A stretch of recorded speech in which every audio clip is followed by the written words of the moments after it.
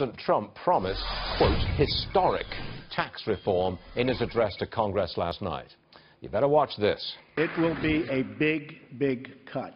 At the same time, we will provide massive tax relief for the middle class. We must create a level playing field for American companies, and our workers have to do it. You can understand he said it very, very clearly. However, the CEO of J.P. Morgan, big bank, name is Jamie Dimon, top banker in America, he doesn't think it's going to happen this year. He told an investor conference, best case, if Obamacare comes first, it's going to take 12 months to do tax.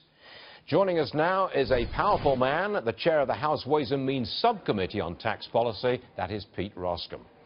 What do you think? Jamie Dimon, top banker, he knows people in Washington, and he says not going to get it till next year. What say you? Here's what I say. There's two stages that this is going to happen through, Stuart. The first is the reconciliation bill that is going to carry the Obamacare repeal and replacement. And then the next reconciliation bill will follow that and likely will be the way in which tax reform moves forward. You'll recall, in my view, this tax reform gets done in 2017 or it doesn't get done at all. So I think 2017 is the year. I don't think we're going to be waiting for 12 months for this. I think it happens this year. Well, sir, I hope we're not waiting 12 months for it, because we've got a rip-roaring stock market rally at the moment. We're up 250 points on the Dow Industrials, and that's because investors believe we'll get the tax cut deal done this year. If you don't get it this year for any reason, that market rally evaporates. You've got a problem there, Congressman. Yeah, I think that's right. I think that there's an incredible inflection point that we're at right now in terms of tax reform, and you can just sense it. You can sense it at home. You can sense it on Capitol Hill. People have recognized that the tax code is too complicated.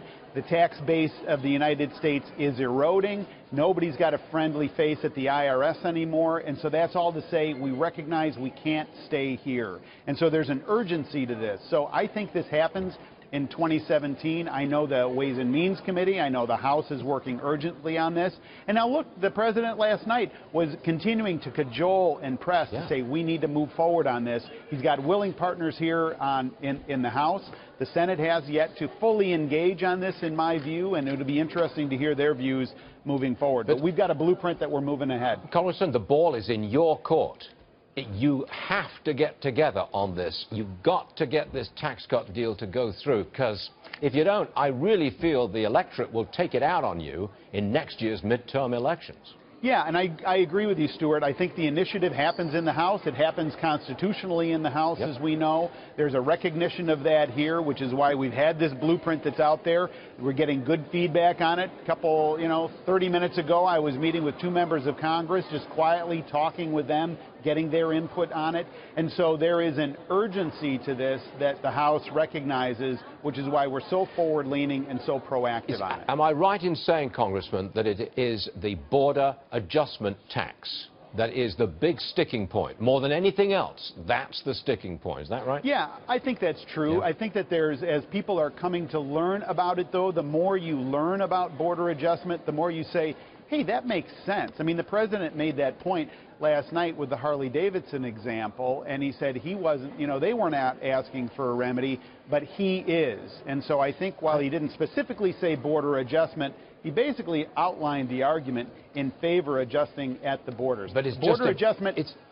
So I'm sorry to interrupt you, sir, but it's a very difficult political sell.